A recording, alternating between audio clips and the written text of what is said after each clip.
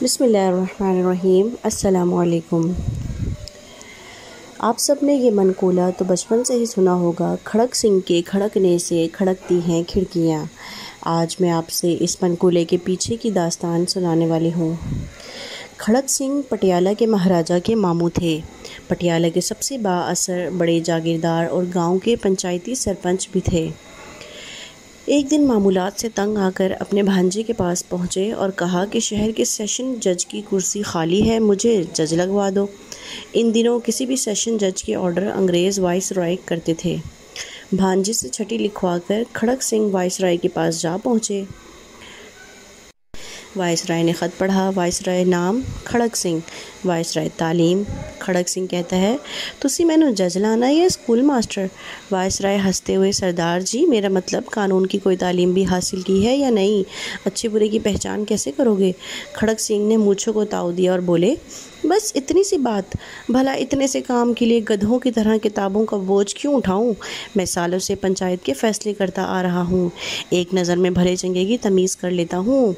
Vice राय ने सोचा कि भला कौन महाराजा से उलझे, जिसने सिफारिश की है वो जाने और इसका मामू।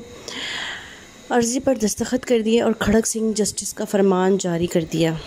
अब खड़क सिंह पटियाला लौटे और अगले दिन बतौर जस्टिस कमरे अदालत में पहुंचे। इत्तेफाक से पहला केस कत्ल का था। कटहरे में एक तरफ 4 मुलजिम और दूसरी जानिब एक रोती हुई खातून थी।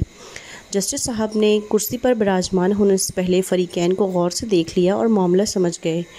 एक पुलिस अफसर का कुछ कागज़ लेकर आए और बोले, माय लॉर्ड, ये औरत क्रांति कौर है। इसका इल्ज़ाम है कि इन 4 लोगों ने इसके शौहर को कत्ल किया है। जस्टिस खड़क सिंह बोले कि औरत से तफसील पूछी जाए। औरत बोली कि सरदार, दाएं जानिब वाली के हाथ में बरछा था और बराबर वाले के हाथ में दरांती और बाकी दोनों के हाथ में सुट्टे थे। ये चारों कमाद की खेत से निकले और मेरे खसम को यानी मेरे शौहर को मार मार कर जान से ख़त्म कर दिया। जस्टिस खड़क सिंह ने चारों को गुस्से से देखा और पूछा, क्यों बदमाशो, तुमने बंदा मार दिया? दाएं तरफ खड़े बंदे ने कहा, ना जी सरकार, मेरे हाथ में तो कोई यानी बेलचा वगैरह ही नहीं था। दूसरा ने कहा, मेरे हाथ में भी दरांती नहीं थी, हम तो सिर्फ बात करने गए थे और हमारा मकसद सिर्फ समझाना था। खड़क सिंह ने गुस्से से कहा कि जो भी हो, बंदा तो मर गया ना। फिर कलम पकड़कर कुछ लिखने ही लगे थे कि अचानक एक काला कोट पहने हुए शख्स यानी वकील, वो बोला, माय लॉर्ड, ये केस बड़ा पेचीदा है। ये एक ज़मीन का फड्डा यानी तनाज़ा है और जिस ज़मीन पर हुआ वो ज़मीन भी मुल्जिमान की है। भला मकतूल वहाँ क्यों गया? जस्टिस खड़क सिंह ने पुलिस अफसर से पूछा, ये काले कोट वाला कौन है? जनाब, इन चारों का वकील है, पुलिस वाले ने जवाब दिया। तो इन्हीं का बंदा हुआ ना, इनकी तरफ से जो बात कर रहा है। फिर खड़क सिंह ने वकील जो उनकी तरफ से सफाई पेश कर रहा था, इन चारों के साथ उस वकील को भी खड़ा होने को कहा। फिर एक सत्री यानी फ़ैसला लिखकर दस्तखत कर दिए। फ़ैसले में लिखा था, इन चारों कातिलों और इनके वकील को कल सुबह सादिक फांसी पर लटका दिया जाए। लो जी, पटियाला में तो हलचल ही मच गई।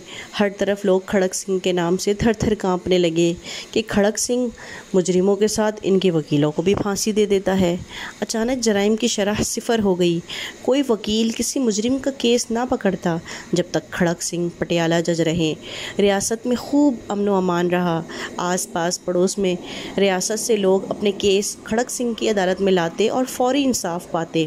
इस वाक़े में दौरे हाजिर के पढ़े लिखे जजों के लिए एक गहरा सबक है कि अगर इंसाफ फौरी और मुजरिमों के साथ इनके वकीलों को भी सज़ा मिलने लगे तो मुल्क में जराइम की शरह सिफर हो जाएगी।